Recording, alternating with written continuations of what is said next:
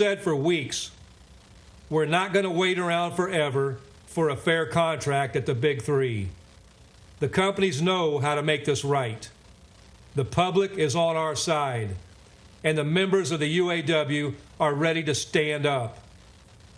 Obviously, we're doing things differently this time around. Our stand-up strike strategy is designed to do one thing: win record contracts after years of record profits.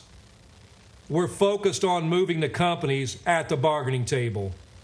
That means maintaining our flexibility and our leverage to escalate as we need to. We can and will go all out if our national leadership decides the companies aren't willing to move. Right now, we think we can get there. Stellantis and GM in particular are going to need some serious pushing. Obviously, going on strike isn't something we take lightly, and it's not something we do without a clear strategy to win. So let's talk about our strategy at the Big Three and what's happening in negotiations.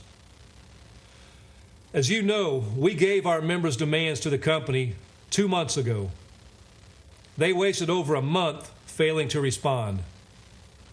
And there has been some movement. And particularly this last week, we've made some real progress at Ford. We're not there yet, but I want you to see the direction that Ford is going and what we think that means for our contract fight. So at Ford, the Rawsonville Components and Sterling Axle employees will now be on the same wage scale as assembly workers. We have eliminated that entire wage tier. We've also officially reinstated the cost of living allowance that was suspended in 2009. UAW family, that's important because many people said this couldn't be done, and we just did it. We've also won, for the first time in our history, the right to strike over plant closures during the life of our agreement. I don't have to tell you that this is an important victory in our fight to save our jobs, keep families together, and keep our communities from being gutted. Also at Ford, we've won additional job security for our members in the event of layoff. If that happens, our members, including temporary workers, will now receive income security for up to 2 years with health care. We have moved Ford off of their concessionary formula to cut profit sharing and instead won an enhanced profit sharing formula that would have resulted in a 13.3% increase for average employee in payouts last year. We've won the immediate conversion of all current temps, and all temps will have profit sharing after 90 days service at Ford. And there are no concessions on the table. All that represents serious movement on tiers, on cost of living, on pay, and on job security. But to be clear, we're not done at Ford. We still have serious issues to work through, but we do want to recognize that Ford is showing that they're serious about reaching a deal. At GM and Stellantis, it's a different story. We have won a serious victory at CCA and GMCH, and we have killed those wage tiers. Those workers will now be on the same wage scale as assembly workers. Their first offer was a 0% raise for those workers. But without cost of living allowance, without strong job security, those gains aren't protected. Both companies are still offering a deficient cost of living allowance that is projected to provide 0 increases over the next 4 years. Both of those companies have rejected all of our job security proposals. Both GM and Stellantis have rejected our profit-sharing proposals. And both companies have rejected our proposals to convert temps.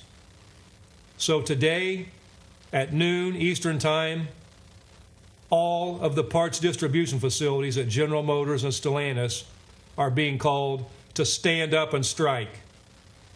We will be striking 38 locations across 20 states, across all 9 regions of the UAW. At General Motors, we call on the CCAs at Pontiac, Willow Run, Ypsilanti, Davison Road, Flint, Lansing, Cincinnati, Denver, Hudson, Wisconsin, Chicago, Reno, Rancho Cucamonga, Fort Worth, Martinsburg, Jackson, Charlotte, Memphis, and Philadelphia to stand up and go on strike. At Stellantis, we call on the parts distribution centers at Marysville, Centerline Packaging, Centerline Warehouse, Sherwood, Warren Parts, Quality Engineering Center, Romulus, Cleveland, Milwaukee, Minneapolis, Denver, Chicago, Los Angeles, Portland, Atlanta, Winchester, Orlando, Dallas, New York, and Boston to stand up and go on strike. The plants that are already on strike will remain on strike. That's Local 2250 at GM Wentzville, Local 900 Ford Michigan Assembly, and Local 12 at Stellantis Toledo Assembly. We invite and encourage everyone who supports our cause to join us on the picket line, from our friends and families all the way up to the President of the United States. We invite you to join us in our fight. The way you can help is to build our movement and show the companies that the public stands with us and stands with our elected national negotiators. As promised, we're expecting to stand up strike in response to the lack of progress in bargaining with General Motors and Stellantis. We will shut down parts distribution until those two companies come to their senses and come to the table with a serious offer. The members who will join the stand-up strike today are living testament to one of the injustices we are fighting against at the Big Three, tiers. At Stellantis and GM, under the current MOPAR and CCA structures, workers at parts distribution centers are permanently stuck on a lower wage scale. For workers hired after 2015, top pay maxes out at just $25 an hour, and it takes 8 years to get there. GM has offered to bring those workers into an assembly wage scale, but without cost of living and job security like we've won at Ford, those members are still at serious risk. This week, the president of GM wrote an op-ed talking about how supposedly great the wages are for 85% of their workers. We fight for 100% of our members, and we are committed to ending tiers across the board. That's just one of our core issues that we're still fighting for as we continue our stand-up strike. So at noon Eastern today, all parts distribution centers at General Motors and Stellantis will be on strike. This will impact these two companies' repairs operations, and our message to the consumer is simple. The way to fix the frustrating customer experience is for the companies to end price gouging. Invest these record profits into stable jobs and sustainable wages and benefits. It's that simple. This expansion will also take our fight nationwide. We will be everywhere from California to Massachusetts, from Oregon to Florida.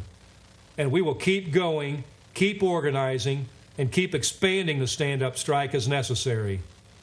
Across the country, people are going to know that the UAW is ready to stand up for our communities and ready to stand up against corporate greed. And I know more of you are ready to walk. I've seen incredible strike-ready demonstrations across the country. Local 551 and Local 862, we see you. Spring Hill, I know you're ready to go. And Kokomo, stand ready. Stick with us and be prepared. I've also heard of the members standing strong on the job. Remember, it's your right to refuse voluntary overtime. Under an expired contract, management has fewer rights to make unilateral changes. If you see something being changed in your workplace without bargaining, please head to uaw.org/standup and report it. You are our eyes and ears. Our greatest protection we have is each other, and we won't let the Big Three break the law. Finally, I want to remind all of you of one thing. The world is watching, and the people are on our side. We've seen poll after poll come out saying the American people support what we are doing. In fact, polls say support for our strike is growing. That's across parties, across ages, and across all kinds of people. And it's not just the U.S. Obviously, we've been in close contact with our Unifor family in Canada, and I know that all of you have been cheering them. Their fight is our fight. We've been in close contact with our Mexican union counterparts who have held demonstrations in front of GM offices in Mexico City. In Italy, 6,000 Stellantis workers recently went on strike. To our Italian union family, your fight is an inspiration. We support you, and your struggle is our struggle. From South Africa to Malaysia, we continue to receive letters and messages of strength and support, encouraging our members to hold the line and win big. And we will. So now it's time to hit the picket lines across the country. It's time to show the companies we are united and we are fired up and we are ready for a record contract. It's time to stand up against corporate greed. It's time to stand up for our communities. UAW family, I'll see you on the picket line.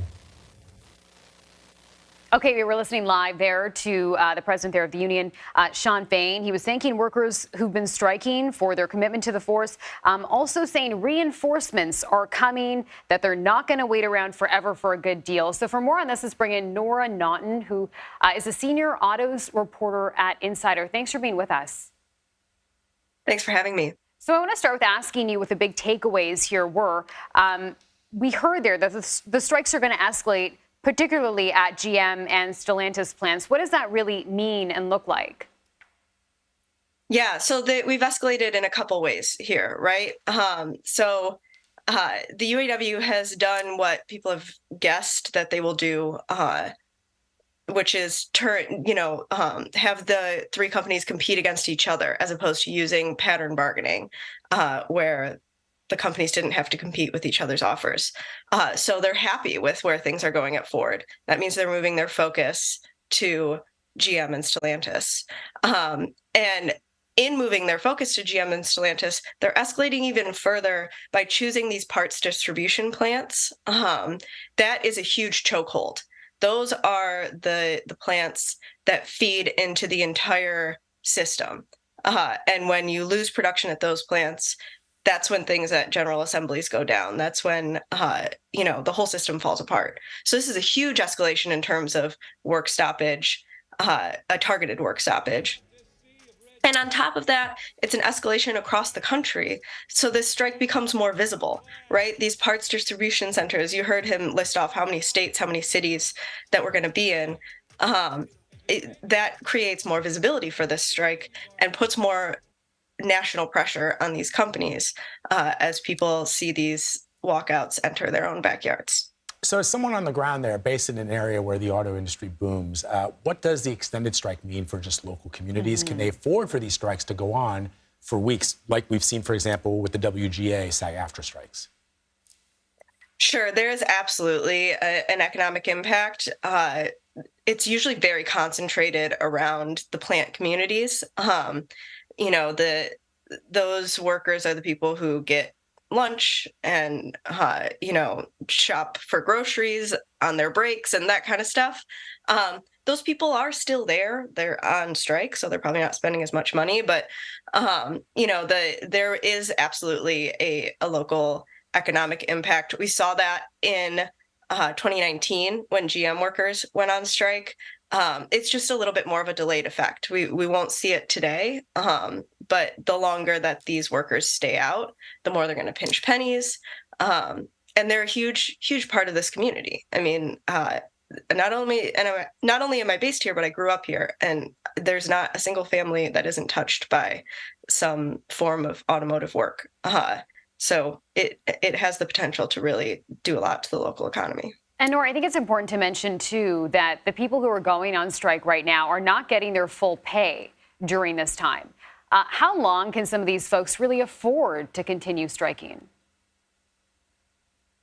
Yeah, they are living off of strike pay. And depending on your state, they could qualify for some supplemental unemployment. But it is a big sacrifice that workers on strike are making.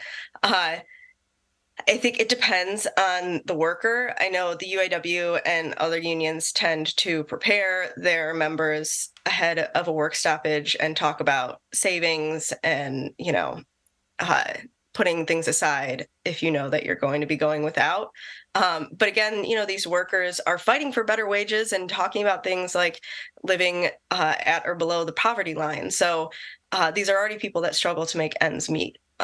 So the longer this stretches on, the worse the personal economic impact becomes. Okay, we'll have to leave it there, but lots to follow on this story. Nora Naughton, thanks for your time. Thank you for having me. All right, we want to share some other breaking news we're following this morning. New Jersey Democratic Senator Bob Menendez and his wife have been indicted on federal bribery charges.